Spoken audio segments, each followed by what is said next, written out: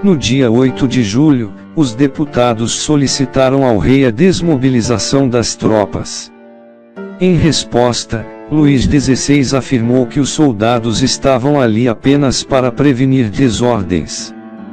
3 dias depois, demitiu Necker, ministro favorável às reformas que tinha a simpatia popular, nomeando para o seu lugar o barão de Breteuil, um nobre de tendência muito conservadora. Quando a notícia chegou a Paris, provocou grande indignação. Formarem-se milícias burguesas e grupos de populares começaram a procurar armas para enfrentar as tropas reais. No dia 14 de julho, o povo tomou de assalto o arsenal do governo, apoderando-se de 32 mil fuzis. Em seguida, a massa rumou para a Bastilha, prisão política e símbolo da prepotência real, que foi tomada e literalmente arrasada. Como se vê, a revolta armada eclodiu espontaneamente, e é bem provável que, se o povo não tivesse tomado aquela atitude, a Assembleia Nacional Constituinte encontraria uma fórmula negociada para solucionar a crise institucional então instalada. Afirmou um historiador que a Revolução Francesa, que surpreendeu, pela sua subitaneidade irresistível, aqueles que foram os autores e os beneficiários como aqueles que dela foram vítimas. Preparou-se lentamente durante um século e mais. Saiu do divórcio, a cada dia mais profundo, entre as realidades e as leis, entre as instituições e os costumes, entre a letra e o espírito.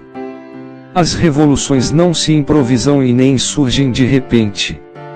Há sempre uma fase mais ou menos longa de incubação, e assim ocorreu com a Revolução Francesa. Desta maneira, a Revolução não foi outra coisa senão um resultado da evolução do pensamento. O clima para a Revolução estava há muito tempo preparado. Faltava apenas o pretexto, e este foi o episódio da queda da Bastilha, que também pode ser considerada como uma anarquia espontânea. Então, por que se afirma que a Revolução Francesa foi obra da maçonaria? Naquela noite de 14 de julho de 1789 foi votada a definitiva abolição do sistema feudal, e no dia 26 publicou-se a famosa Declaração dos Direitos do Homem e do Cidadão. Entre eles estavam o direito à liberdade, sob todas as formas, a igualdade de todos perante a lei e o dever de fraternidade e solidariedade, princípios da soberania popular. Ao abolir o antigo regime, foram nacionalizadas as terras da Igreja e o país dividido em departamentos, a serem governados por assembleias eleitas.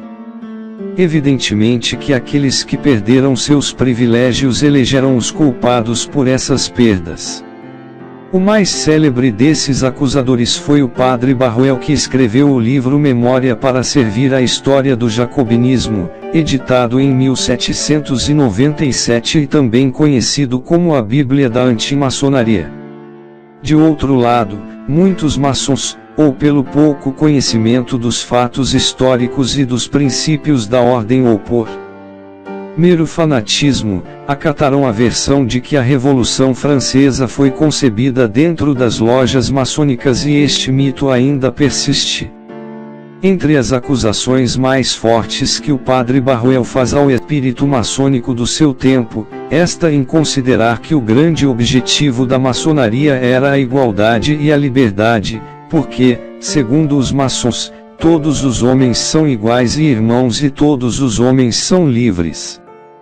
Aqui abre-se um parênteses.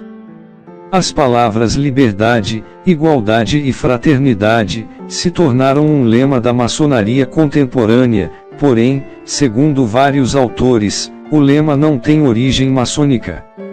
Os que apoiam a origem maçônica afirmam que ele foi utilizado como divisa da Revolução Francesa de 1789. Uma pesquisadora de nome G.F. Hislop examinou uma grande quantidade de diplomas maçônicos publicados entre 1771 e 1779 na Biblioteca Nacional de Paris e não encontrou mais que dois, somente, onde as três palavras estão reunidas. Quase todos os diplomas registram saúde, força, união, ou falam do templo onde reina o silêncio, a união e a paz.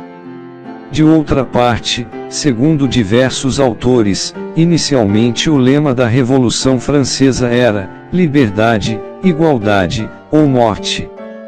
Somente com a Segunda República, em 1848, é que o lema iria se transformar em liberdade, igualdade e fraternidade. Afirma-se que a maçonaria francesa na segunda metade do século XIX foi quem adotou o lema da Segunda República, o qual acabaria se difundindo entre os maçons que trabalhavam sob influência da cultura francesa, em todo o mundo. Voltando ao tema, segundo um historiador citado por Aslan, as cerclas do Grande Oriente da França invocam a igualdade e a liberdade como princípios reguladores e declaram que são as bases fundamentais da ordem. Continua no próximo episódio.